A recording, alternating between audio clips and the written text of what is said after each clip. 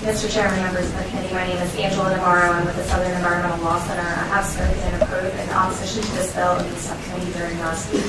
We continue to oppose the bill for a couple of important reasons. I'll try to be brief on those reasons. First, we believe that this bill is a contradiction. It's premised in part on the SEC staff's estimates of the cost of compliance with the Clean Power Plan, and yet it prevents the State Corporation Commission from reviewing the majority of Dominion's costs, revenues, and profits over the 5-year rate freeze.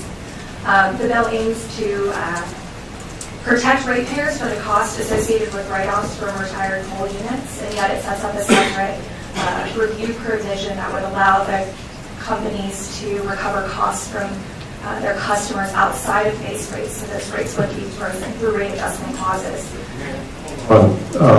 You just heard them say that that has to go through the SEC, the approval of that.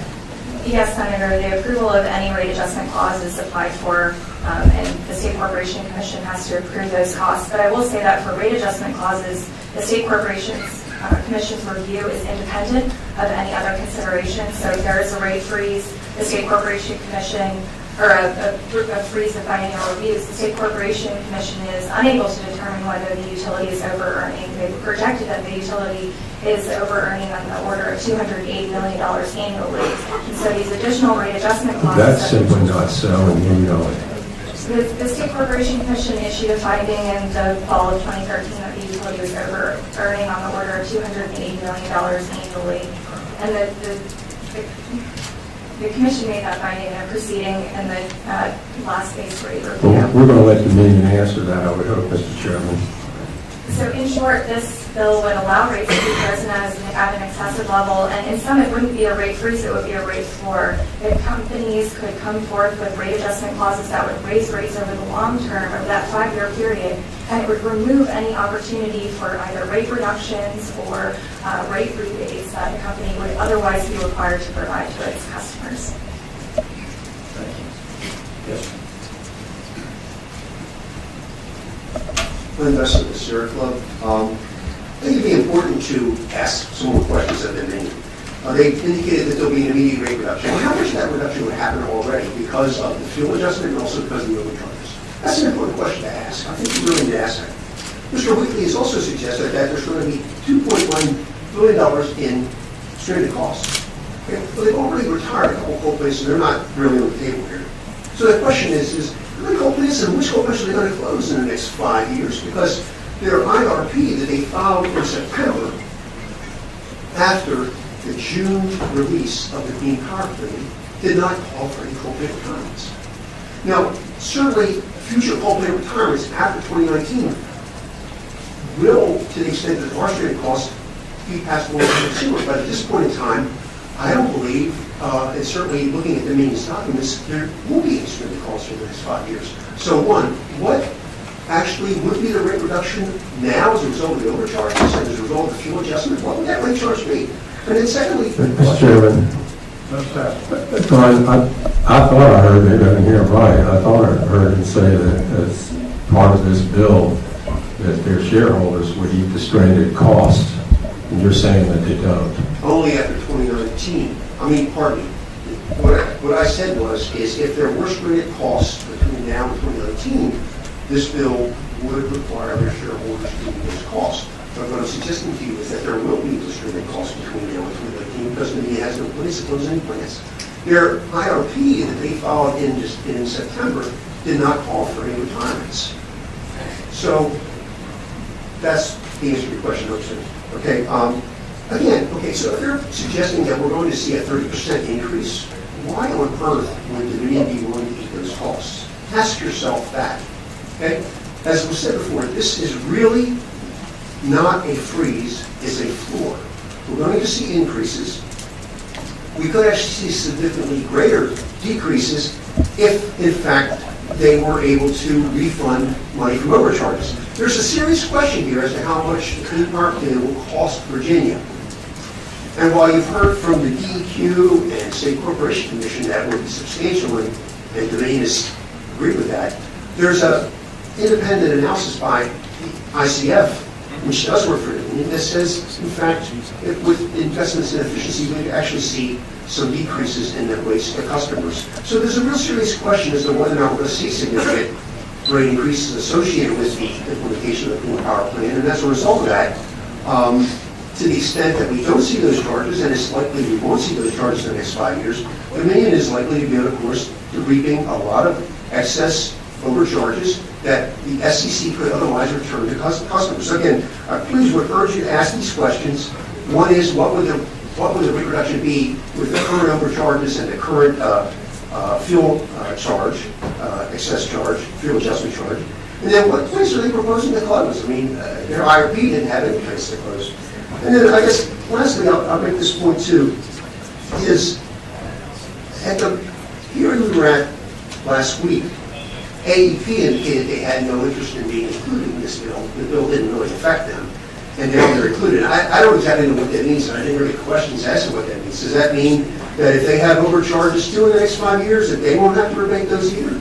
So I would seriously, I ask that you ask those questions of Dominion, because honestly, I think when you get honest answers to those questions, you're going to find that this bill is not a good bill for consumers. Thank you so much. Mr. Chairman, before he leaves the dais, Glenn, I respect that different stakeholders in these discussions on legislative initiatives can have differing opinions. And I appreciate your civility today. I read the alert that you sent out over your name on February the 1st, and you know, you're a lot smarter guy than I am. And sending out alerts like that with the vituperative language and the hyperbole that you enclose in that does not help your cause. And I think even some that may be sensitive or at least willing to listen to some objectivity to the arguments that you make, read those kind of statements and are completely turned off.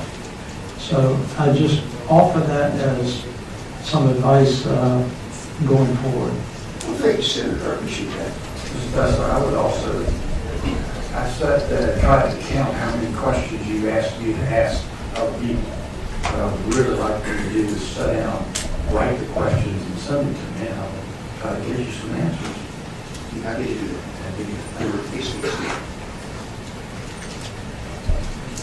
Next.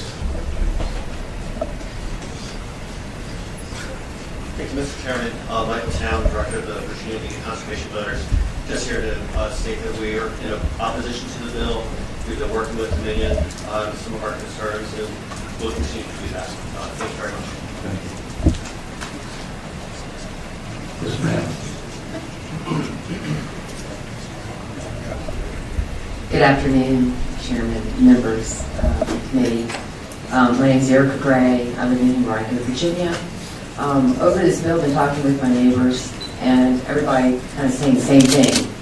Why would our legislators allow Dominion to cut out the SEC in any kind of reviews? It just doesn't make sense.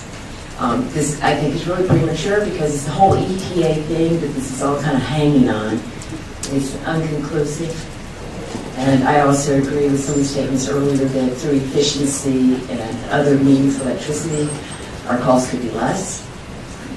But I'd also like to mention the letter that Mr. Blue sent out to the customers stating that, to be clear, the legislation would not freeze all the rates.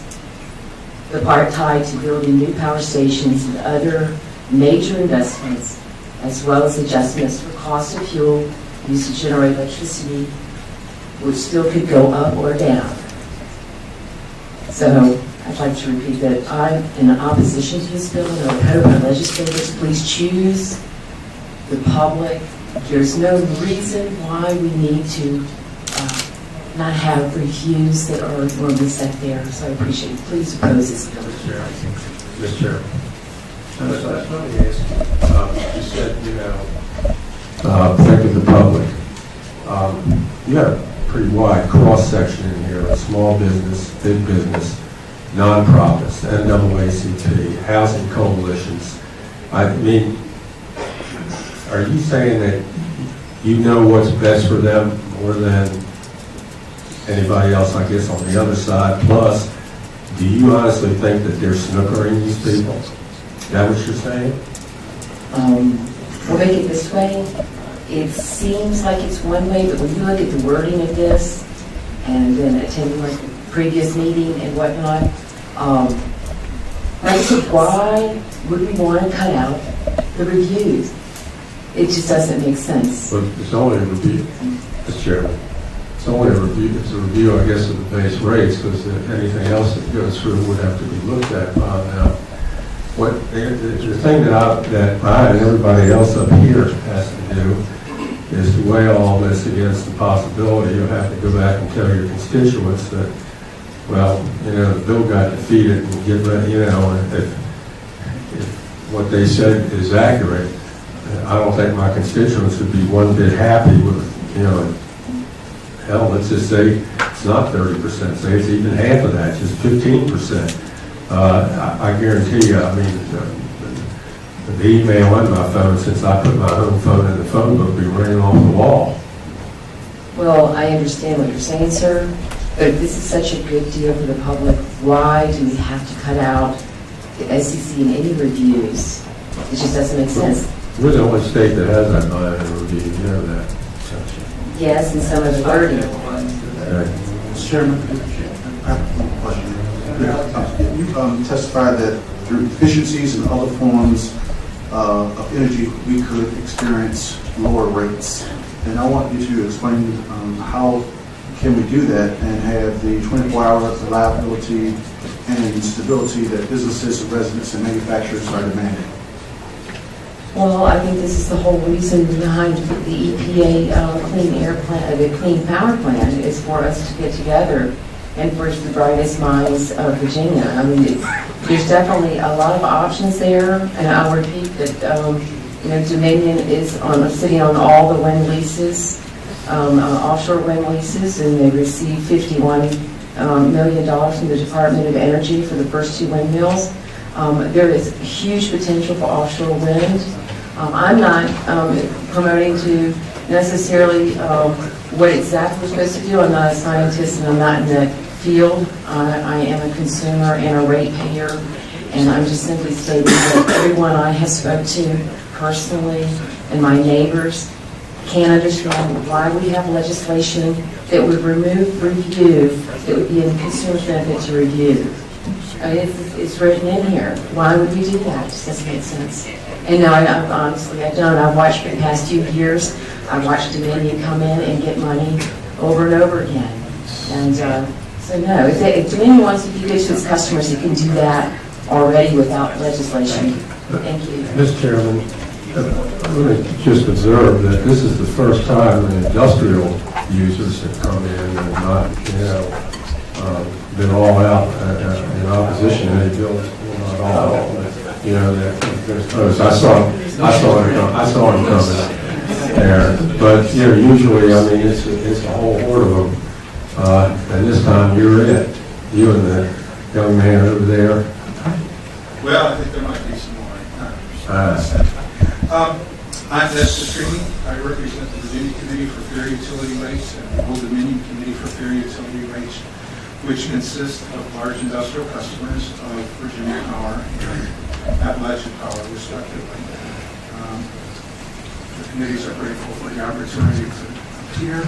We're especially grateful to Senator Wagner for the opportunity to participate in the stakeholder meetings that concluded on January 23rd and gave us an opportunity to walk through the bill and some of the issues that it posed. In November, I spoke to the committee and on the hearing where you were considering the Clean Power Plan, proposed Clean Power Plan, and strongly recommended that you do 2 things. Go slow, because we don't really know what the EPA is going to do with it, and retain the authority, regulatory and rate-making authority of the State Corporation Commission, because the thing that you're going to need going forward is facts. In order to make good decisions, you're going to need facts. And the SEC can help in that regard because it has procedures, expertise, and so on.